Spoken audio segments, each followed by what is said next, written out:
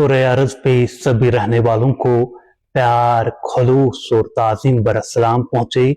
आपको बताना चाहेंगे, हस्ब रिवायत आज हम समाजी बहबूद के बाब में एक और नई शख्सियत से मुलाकात का नजराना लेकर आपकी खिदमत में हाजिर हुए हैं। जो हमारे साथ मेहमान हैं, ये एक लीगल एक्सपर्ट हैं, कॉन्स्टिट्यूशनल एक्सपर्ट हैं, माहिर कानून हैं। जो हमारे साथ मेहमान हैं, ये सोपोर लॉ कॉलेज में बतौर असिस्टेंट प्रोफेसर अपनी खिदमत अंजाम दे रही हैं। जी, मैं बात कर रहा हूँ नुसरत मकबूल साहिबा का। You are most welcome. Thank you so much for inviting me. अगर हम जानने की कोशिश करेंगे, लोग डिवोर्स को जज करते हैं या सपोर्ट करते हैं? आज भी हमारी सोसाइटी में डिवोर्स को सोशल स्टिग्मा की तरह देखा जाता है। इसको हम ऐसे नहीं देखते हैं कि ये एक हस्बैंड और वाइफ की सेपरेशन है। हम इसको फैमिली रेपुटेशन के लिहाज से देखते हैं। क्यों क्यों कश्मीर में कभी नहीं एक शादी को दो लोगों का समझौता माना गया है। हम मानते हैं कि जब शादियां होती हैं, दो खानदानों के बीच रिश्ता होता है, वहां पे फैमिली रेपुटेशन, फैमिली की कुर्बानियां, फैमिली की इज्जत आती है सामने। इसीलिए हम देखते हैं जब भी एक रिश्ता टूटता है तो हम कभी नहीं देखते हैं कि उस इंसान पे क्या इमोशनल स्ट्रेस है। हम उन पे जजमेंट पास करते हैं, हम उनको बोलते हैं कि आपको रिश्ता निभाना नहीं आया। मैम, अगर आपसे जानने की कोशिश करेंगे, एक महीने में 1500 डिवोर्स केसेस सामने आते हैं, क्या ये मॉडर्न सोच की जीत है या हमारी हार?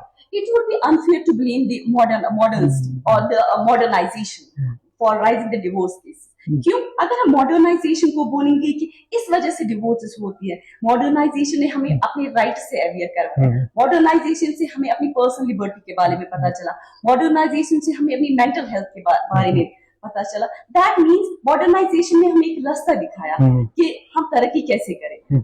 पहले जमाने में क्या होता था, कोई माँ, कोई बेटी कभी इस डिवोर्स में, चाहे इस रिश्ते में उनको कितना भी टॉर्चर सहना पड़े, उनको कितना भी मेंटल, इमोशनल, फिजिकल टॉर्चर सहना, वो कभी उस रिश्ते को नहीं तोड़ते थे। क्यों? वो रिश्ते को निभाते थे because they were not aware about their rights.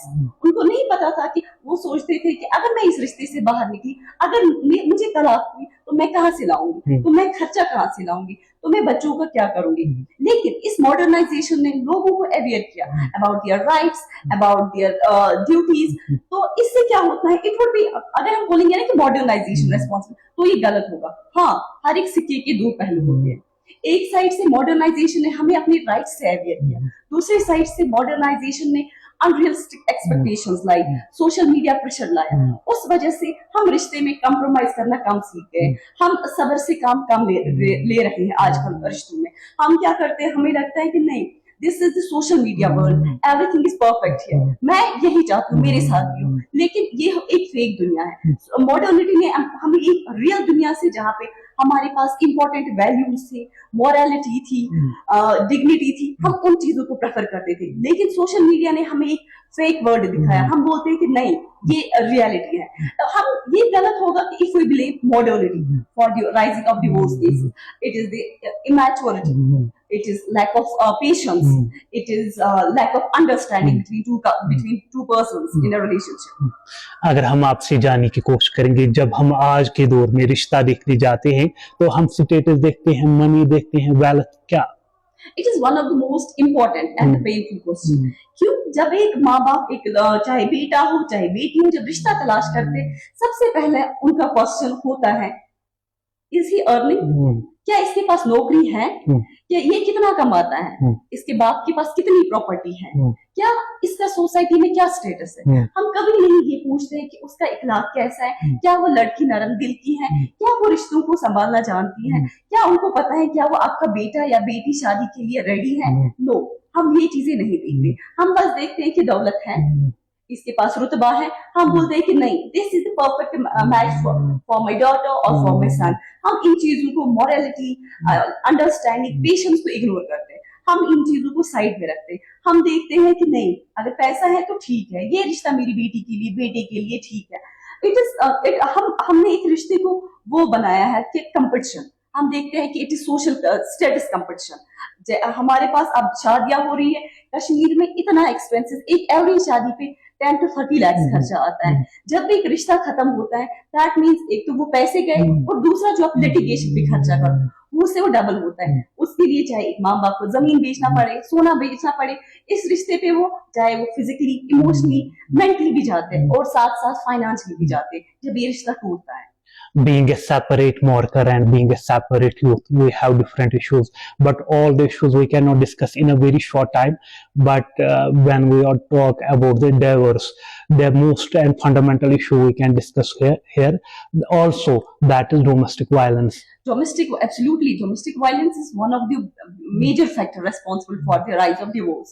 हम क्या देखते हैं 2011 की सेंसस थी, वहां पे था कश्मीर में 0.34 cases of the domestic violence थे, डिवोर्सेस के थे, मैट्रिमोनियल डिस्प्यूट्स के थे।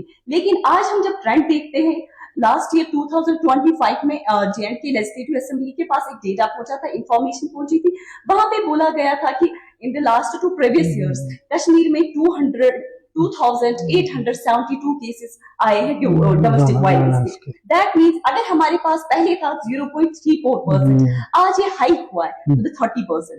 इसका मतलब है अगर इंक्रीज इतना हुआ है, इट इज 121%। आप देखो 2011 पे आप नजर डालो, वहां पे बस मुझे लगता है मिनिमम केसेस आपको मिलते थे कि कहीं पे तलाक हो रहा है। आज आप 2 दिन बाद, 3 दिन बाद न्यूज आर्टिकल्स में कहीं पे भी हर दिन कोई ना कोई इशू होता है कि इसका डिवोर्स हो गया, इसका डिवोर्स हो गया, इसका डिवोर्स हो गया। अब हम क्या देखते हैं कि डोमेस्टिक वायलेंस को हम जब समझते हैं, हम समझते हैं कि नहीं, शायद इसने मारा पीटा होगा, बस हमारी सोसाइटी उसी चीज को डोमेस्टिक वायलेंस समझती है। डोमेस्टिक वायलेंस जब आप अपने हस्बैंड की, अपनी बीवी की वर्ड से इंसल्ट करते हो, उसको ह्यूमिलेट करते हो, उसको मैनिपुलेट करते हो, या उसमें एक ऐसा खौफ क्रिएट करते हो। Domestic violence doesn't only mean physical violence, ये आप किसी को मेंटली हरास कर रहे हो, it also amounts to domestic violence. Before I conclude, what will be your final message for the nation? मेरी इतनी ही फाइनल रिक्वेस्ट है इस सोसाइटी से कि जब आप कोई भी रिश्ता देखते हो, जब आप अपनी बेटी का, अपने बेटे का रिश्ता देखते हो, तो सबसे ज्यादा इंपॉर्टेंट आप प्रेफरेंस देते हो मनी, वेल्थ एंड स्टेटस को, बट आपको सबसे ज्यादा इंपॉर्टेंस देनी है डिग्निटी, रेस्पेक्ट, इमोशनल मैच्योरिटी को। तो क्योंकि जब एक रिश्ता टूटता है, ये 2 जिंदगियां नहीं टूटती हैं, ये 2 जिंदगियों के बारे में नहीं है, ये 2 खानदानों के बारे में, ये 2 बच्चों के बारे में है, ये उन फैमिलीज के बारे में है जिनको ये दर्द जिंदगी भर लेके चलना पड़ता है। आपने अपना कीमती वक्त निकाला, उसके लिए हम आपके बेहद ममनून हैं। इस उम्मीद के साथ कि आपसे दोबारा मुलाकात होगी। अल्लाह हाफिज।